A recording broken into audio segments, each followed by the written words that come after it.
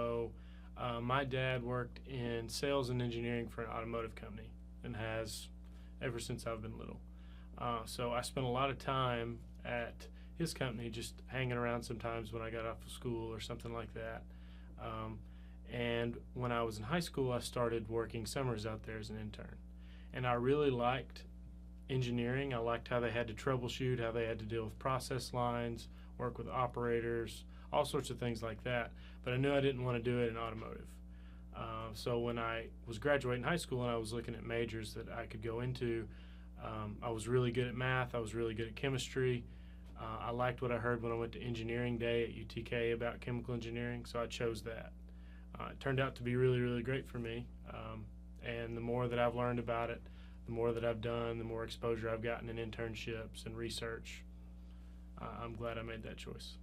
I guess the way that I would describe the research that I'm doing right now, in terms of bioengineering at least, is that the way that the way that we get sick, the way diseases spread, whatever it might be, is really due to things like bacteria, fungi, anything, microorganisms that are around that can really adapt really well to their environment.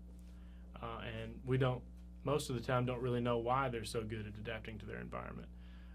And so what I'm trying to do in this partnership is to try to come up with kind of a set of experiments that can help tease out that kind of information. And that's where engineers really kind of come in, as opposed to biologists, is try to think of what's the end goal of this, what's the objective, and try to bring up some sort of plan. And so that's basically, in a nutshell, what my research is about. It's a very frustrating and time-consuming process. My advisor once told me, the thing about biology is it doesn't go towards any set of axioms. Just when you think you've got something figured out is when you're going to get a result that totally contradicts that.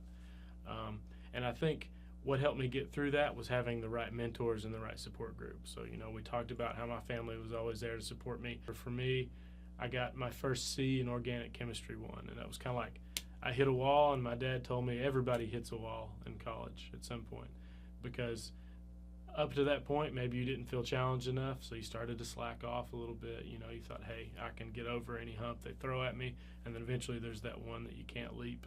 And then you kind of find out a little bit more about yourself after those classes, I think. He showed me how to think outside the box and try to give real-life examples and really try to relate to what that person was thinking and how to try to lead them through a problem and teach them how you approach it. And I try to exemplify that when I'm in the classroom and when I'm working with students, whether it be on design projects, lab experiments, undergraduate research projects, anything like that. I try to hold to a set of morals for sure, and I try to hold up my end of the bargain. If I make a promise, if I've got an appointment, or if I said I was going to do something for somebody, I try to make sure that I follow through on that. And I try to, though I sometimes fail, hold to what the set of morals that my parents brought me up on, and to never let those down either, because then it starts to feel like I'm letting them down, or I'm letting my family down as a whole, including wife, son, all of that.